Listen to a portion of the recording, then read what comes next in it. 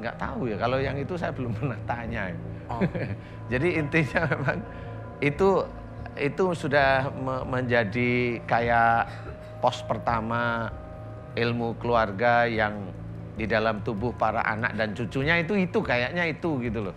Jadi pos pertamanya di situ. Kalau ilmu itu nanggung, dia biasanya di perut.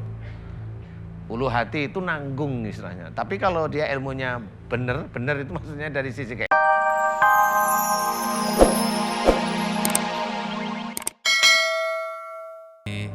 benda kecil, suruh taruh di dompet, terus ada Jadi jimat ya? nggak paham nih namanya apa. Iya. Terus dikasih air, terus garam, terus sama yang saya ingat banget itu dia niup ubun-ubun saya 3 kali. Itu seingat saya seperti itu Pak Ustadz. Pak Ustadz pernah cerita sama Robi kalau lambung itu sakit mah datang dari jin juga ya Pak Ustadz? iya. Tuh, percaya nggak? Jadi Pak Ustadz silakan dijelaskan Pak Ustadz. iya, jadi selama ini di proses medis itu emah, asam lambung itu tidak ketemu kausa primanya. Jadi penyebab awal itu nggak akan pernah ketemu. Jadi yang saya amati kalau emah itu rata-rata dari jin, dari ilmu awalnya begitu. Dia diem dulu dia. Nah ilmu ini bisa dari ilmu turunan, rata-rata ilmu turunan dulu dia ngendon di lambung. Nah salah satu ilmu turunan ada yang ngendon di jantung. Nah biasanya seperti itu. Kalau sudah ngendon ini nanti ada reaksi dari luar. Nah kalau ada reaksi dari luar masuk umpamanya, biasanya yang di lambung itu naik dia. Dia naik, kemudian mulai sesek seperti yang dirasakan Mas Dayat. Ya. Mas Dayat.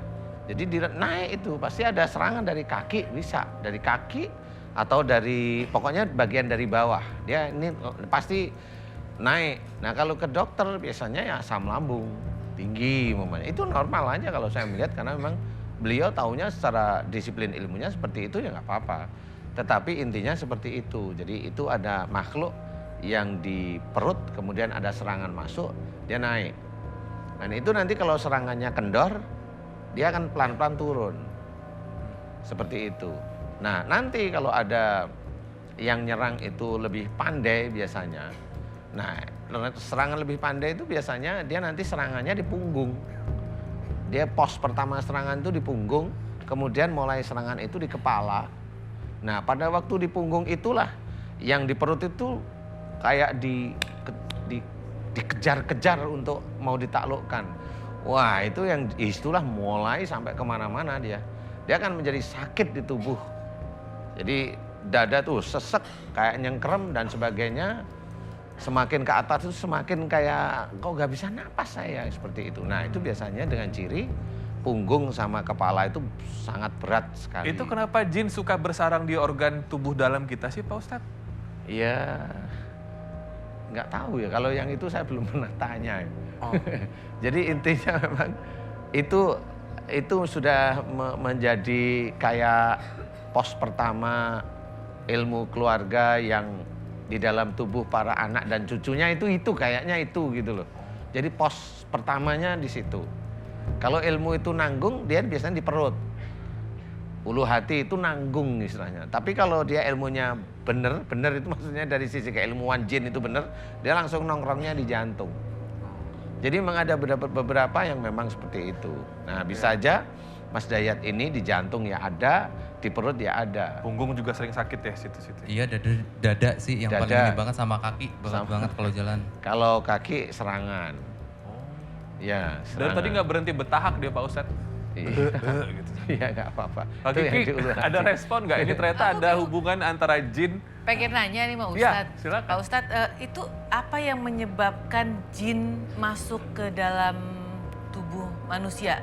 Apa gitu? Nggak semua orang kan jin bisa masuk, misalkan kayak Dayat. Mas Dayat ini kan dimasukin jin, ya kan? Apa semua orang jin bisa masuk ke dalam tubuhnya kayak gini Ustadz? Jin itu masuk biasanya melalui hubungan darah. Hubungan darah itu dari buyut, kakek, ayah, anak, cucu itu bisa masuk dia. Dia terserah mau milih yang mana, itu hubungan darah. Kemudian jin itu masuk melalui perbuatan yang dikerjakan oleh seseorang tanpa dengan membaca basmalah. Basmalah aja, itu jin pasti masuk. Oke. Kemudian jin bisa masuk melalui lewat tertawa. Itu masuk, tertawa terbahak-bahak itu masuk itu. Jadi memang benar-benar harus diketahui bahwa jin itu masuk di segala arah. Nah, kemudian jin masuk melalui cara berpikir yang selalu suuzon. Masuk itu jin. Jadi apa aja dia masukin. Makanya ada cara-cara Islami yaitu melakukan sesuatu dengan basmalah. Kemudian bicara harus ditata dengan baik. Berpikir yang senantiasa husnudon. Selain itu jin masuk lewat apa? Lewat air putih yang dijampi-jampi ya. Tepet. Masuk itu jin. Kalau itu siapapun orangnya. Oke. Iya, karena kalau umpamanya itu dikasih orang berarti ada sesuatu yang dimasukkan ke air kasih orang. Kenapa harus ke air kasih orang? Kalau kita punya Allah, doa aja pada Allah Ta'ala. Dan saya interaksinya dengan para bintang tamu, saya nggak pernah langsung interaksi dengan bintang tamu. Saya interaksinya langsung pada Allah Ta'ala. Saya berdoa memohon. Karena memang saya nggak punya kekuatan untuk melawan makhluk Allah yang ada di depan saya. Betul. Saya merasa tidak punya kekuatan untuk melawan makhluk yang ada di depan saya. Karena makhluk itu milik Allah Ta'ala, ya saya serahkan aja pada Allah Ta'ala. Bagaimana Allah nanti mau mengeluarkan atau menunda atau begini, itu hanya Allah Ta'ala. Nah, disitulah jin akan masuk terus-menerus ke orang. Orang semakin banyak orang berbuat salah dosa, semakin jin itu masuk. Seperti itu. Wow. Makanya agama itu mengajari sesuatu yang selalu baik, bicara yang sopan, bicara yang santun, seperti itu. Seperti itu. Iya, bahwa kita sendiri kayak mamanya cewek nih, kayak Mbak Kiki. Bagaimana tidak menjadikan laki-laki itu mamanya keluar syahwat? Tutuplah pakai jilbab. Itu sampai di situnya loh, dibegitukan oleh Allah untuk menuntun para wanita itu tidak menjadikan syahwat bagi orang lain. Nah, itu kalau yang seperti yang lain-lain, ya itu bisa masuk. Cuma emang nggak pernah terasa. Masuk aja. Nanti suatu ketika orang yang seperti itu biasanya dimasukin akidah, biasanya nolak. Nah itu sebenarnya kerjaan dua. Dia dengan jin itu kolaborasi di situ. Nah inilah yang makanya ada orang kesurupan karena kolaborasi fisik dengan jin yang di dalam tubuhnya. Seperti itu. Terima kasih Pak Ustadz. Iya. Ya, lupa membaca basmalah sebelum makan dan minum itu bisa membuka peluang jin masuk ke tubuh kita. Bayangkan jika Anda kerap makan dan minum sesuatu yang diharamkan oleh Allah Subhanahu wa taala. Kita kembali setelah ini. Ini adalah hal pertama atau mungkin pertama kalinya Anda mendengar jika Anda memiliki penyakit atau keluhan di sekitar perut, ternyata itu juga bisa akibat dari ulah jin yang telah masuk ke dalam tubuh Anda, yang mungkin juga akibat dari ulah yang Anda perbuat sendiri. Pak Ustadz, kalau dari Mas Dayatnya ini, yang Pak Ustadz lihat apakah sudah sebesar itu gerumbulan jinnya Pak Ustadz? Kalau saya ngamati sih sebenarnya nggak terlalu penuh ya. Cuma jinnya agak ganas-ganas gitu sih kayaknya. Jadi nggak penuh tapi jinnya ganas. Jadi yang mau saya tanyakan begini Mas Dayat. Mas Dayat dengan orang tua, pernah Mas Dayat itu marah dengan orang tua walaupun diem nih? Dengan ayah barangkali, dengan ibu sampai sekarang masih jengkel? Dongkol. Sama bapak.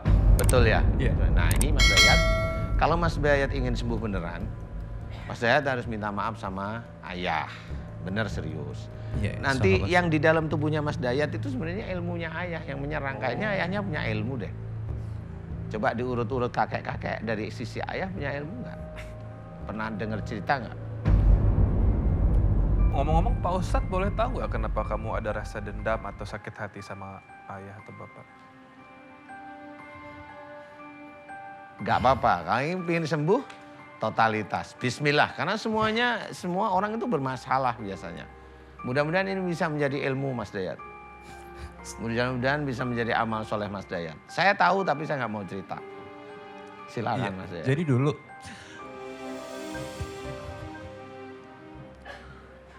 pada saat SMA itu yang sangat berjuang sampai akhirnya saya lulus itu ibu saya, Pak.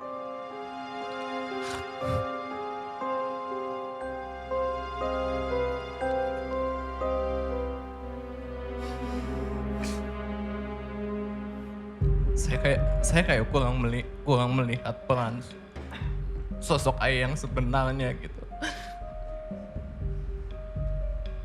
Maksudnya kurang bertanggung jawab gitu? Iya, seperti Masih serumah? enggak, saya merantau sekarang sendiri. Iya.